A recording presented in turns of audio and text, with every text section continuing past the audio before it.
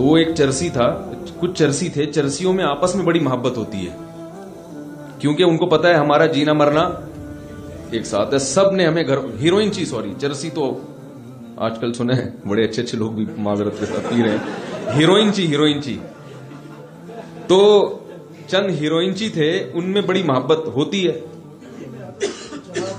جی اچھا, جہاز اس لیے کہتے ہیں وہ آسمانوں پہ رہتے ہیں نا.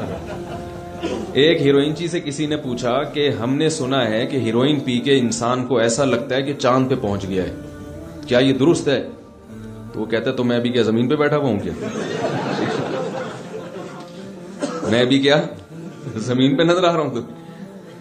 تو وہ ایک آدمی گیا نا ڈاکٹر صاحب کے پاس, کہہ رہے مجھے وہم ہو گیا کہ میں بندر تو نہیں ہوں. تو میں نے کہا پنکھے سے اترو گے تو علاج کروں گا نا بھائی, نیچے اترو پھر بیٹھ کے علاج کروں گا.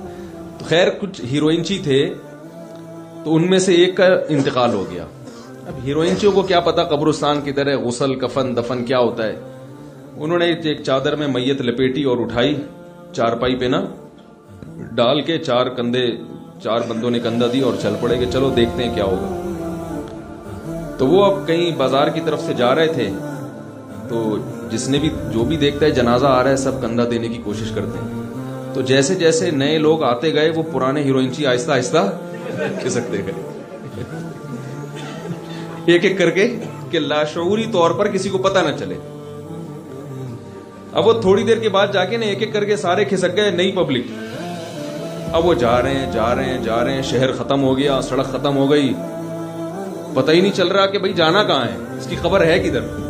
جائے چلے جا رہے ہیں, جو پرانا ہوتا جائے وہ تھکتا جائے, وہ نکلتا جائے, نئے لوگ آتے جائیں.